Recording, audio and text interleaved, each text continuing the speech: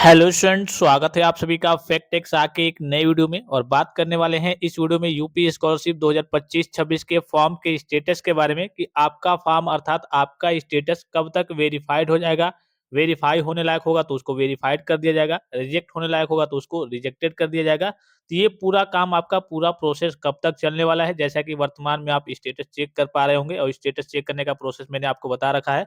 अगर आपको नहीं मालूम है तो आप यूट्यूब पे जाकर के सर्च कीजिए कि यूपी स्कॉलरशिप स्टेटस 2025-26 कैसे चेक करें। आपको फ्रेश इस बार का नया वीडियो देखने को मिल जाएगा कि हाँ, आपको घर बैठे मोबाइल फ़ोन से अपना स्टेटस कैसे चेक करना है। अब जैसे ही आप स्टेटस चेक कर पा रहे होंगे तो कई सारे बच्चों का कॉलेज से वेरिफाइड होकर के फॉरवर्ड हो गया है। उसके बाद से आगे के आपके वेरिफिकेशन का काम चलता है। तो आगे का आपका कब तक वेरिफिकेशन का काम चलेगा, कब तक के लिए कि आपके समाज कल्याण विभाग के द्वारा आपका फॉर्म वगैरह वेरिफाइड कर दिया जाएगा या फिर रिजेक्ट करने लायक होगा तो रिजेक्ट कर दिया जाएगा। तो ऑफिशियल नोटिफिकेशन के माध्यम से मैं आपको सारी चीजें बता दूं। यहाँ पे देखिए, प्री मैट्रिक के बच्चों की बात करें अर्थात कक्षा 9, 10, 11, 12 के बच्चों की बात करें तो उनके फॉर्म के जो वेरिफिकेशन की लास्ट डेट है वो है 31 जनवरी 2026। क्या डेट है? 31 जनवरी 2026 है। अब जितने भी यूजी, पीजी और डिप्लोमा के बच्चे हैं जो कोई कोर्स वगैरह करते हैं जैसे BA, BSc, MA, MSc, BCom, MCom, DElEd, ITI, polytechnic, BTech, BEd, nursing, BCA, MCA, DElEd, जितने भी कोर्स हो गए 9, 10 और 11, 12 के ऊपर जो भी बच्चे के लिए यूजी, पीजी और डिप्लोमा के कोर्स करते हैं, उनके लिए क्या डेट है तो वो थोड़ा-सा देख लीजिए। लगभग-लगभग सभी की डेट वगैरह SC, ST, general, OBC, minority सभी की डेट समान रहती है। एससी और एसटी कास्ट कैटेगरी के बच्चों को थोड़ा-सा ज़्यादा मौका मिलता है, ठीक है? तो यहाँ पे मैं आपको डेट दिखा दूँ कि कब तक आपने फॉर्म वगैरह फिल अप किया था। तो देखिए, 31 मार्च 2026 की बात करें, जो एससी, एसटी वर्ग के छात्र-छात्राएँ हैं, उनको ज़्यादा कहिए कि फॉर्म फिल अप करने का मौका मिलता है। अर्थात कहिए कि उनको देर तक फॉर्म फिल अप करने का मौका मिलता है। तो जो भी यूजी, पीजी और डिप्लोमा के स्टूडेंट्स हैं और एससी और एसटी कास्ट कैटेगरी से बिलॉन्ग करते हैं, वो 31 मार्च 2026 तक अपना फॉर्म को तीसरे शिफ्ट तक फॉर्म को फिल अप कर सकते हैं।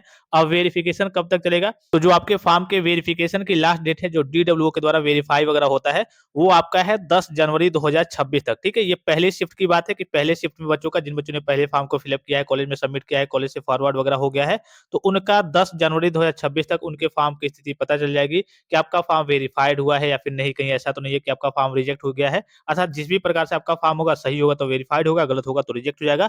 वो फाइनल स्थिति आपको देखने को मिल जाएगी। फिर उसके बाद से आपका द्वितीय चरण चालू होगा, तो उसमें जो आपका कहिए कि पहले तो आपका जो कॉलेज लेवल से मान लीजिए कि फॉरवर्ड वगैरह होता है, कॉलेज से सत्यापन होकर के फॉरवर्ड किया जाता है, तो 27 जनवरी तक फॉरवर्ड कर दिया जाएगा। जो सेकंड शिफ्ट वाले बच्चे हैं अर्थात लेट से फॉर्म को फिल अप किए हैं, और उसके बाद से आपका इसका जो वेरिफिकेशन होगा, जो फाइनल करिए कि इसका स्टेटस जारी होगा, वो 10 मार्च 2026 तक जारी होगा। अर्थात कहिए कि मार्च के लास्ट तक 15 मार्च तक जाकर के आपका वो फाइनल स्टेटस आपको देखने को मिलेगा। और जो एससी, एसटी कास्ट कैटेगरी के बच्चे हैं, कास्ट कैटेगरी के बच्चे हैं, उनको लेट तक कहिए कि फॉर्म फिल अप करने का मौका मिलता है।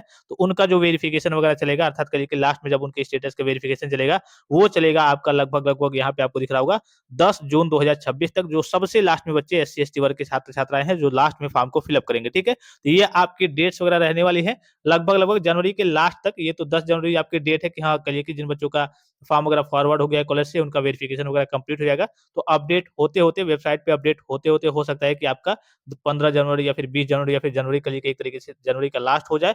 अब उसके बाद से जिन बच्चों का बचा रह जाएगा, उनका जाकर के फरवरी के लास्ट में या फिर मार्च तक लगभग-लगभग उनका फॉर्म वगैरह वेरिफाइड किया जाएगा। तो ये डेट्स वगैरह रहती हैं। कभी-कभी वेबसाइट वगैरह काम नहीं करता है, तो विभाग स्तर पे भी इस डेट को फिर से क्या कर दिया जाता है, बदल दिया जाता है। डेट को कहिए कि नई डेट को जारी कर दिया जाता है। तो ये जो मैंने आपको डेट बताई, लगभग-लगभग इसी डेट पे उम्मीद है कि हाँ, चलिए सब बच्चों का नहीं लेकिन कुछ बच्चों का हो जाएगा, और जिनका बचा रहेगा, उनका जाकर के मार्च में होगा, ठीक है? तो ये आपकी डेट वगैरह रहने वाली है आपके स्टेटस के वेरिफिकेशन को लेकर के। आई होप ये वीडियो आपको काफ़ी ज़्यादा हेल्पफुल और इन्फॉर्मेटिव लगा होगा। और किसी प्रकार का संदेह हो, कोई भी जानकारी चाहिए तो आप कमेंट बॉक्स में कमेंट करके पूछ सकते हैं।